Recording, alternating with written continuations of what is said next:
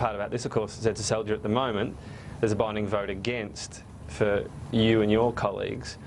Well, I'll correct you on that, because we don't have binding votes in the way that the Labor Party does. We don't throw people out if they happen to vote against they can cross a the party floor, but position. you as a party... Well, but that's a very important distinction, because that's why it's such a big deal in the Labor Party, because if you bind people, some senators and some members would presumably be tossed out of the Labor Party. Right. Fair point, but at the moment your party is opposed to it as a whole. Are you going to be one really pushing for this to at least come up in the party room, as the PM has consistently said it would, so they can have their say and perhaps have a conscience vote? Because it won't happen at the moment without... I don't mind if it comes up in the party room, but I think we should keep our position, which is that we don't support same-sex marriage. I think what this stoush in the Labor Party indicates is two things. One, the divisions between leader and deputy, and the weakness of Bill Shorten. As soon as he's out of the country, his deputy's out there contradicting him.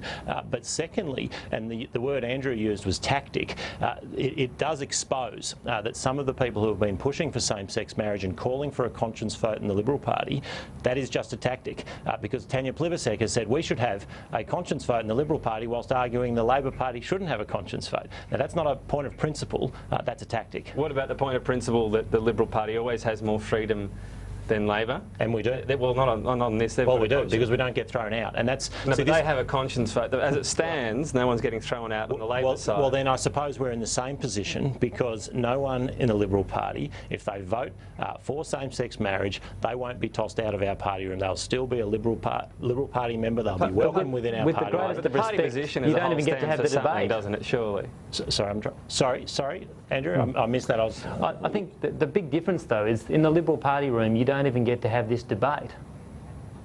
Well, we have debates all the time. I don't think you can comment on what is in the Liberal Party room. What we do know is you're having an open stoush about this, fair enough, but your leader and the deputy leader have... Well, that's fine, but the leader and the deputy leader have different views. The deputy leader, when the leader's out of the country, contradicts the leader. But you throw people out, and that is the fundamental difference. And that's why it's obviously such a difficult issue, but it clearly appears to be just a tactic from Tanya Plibersek, because she's trying to preach to us that we should have a conscience vote while saying the Labor Party shouldn't.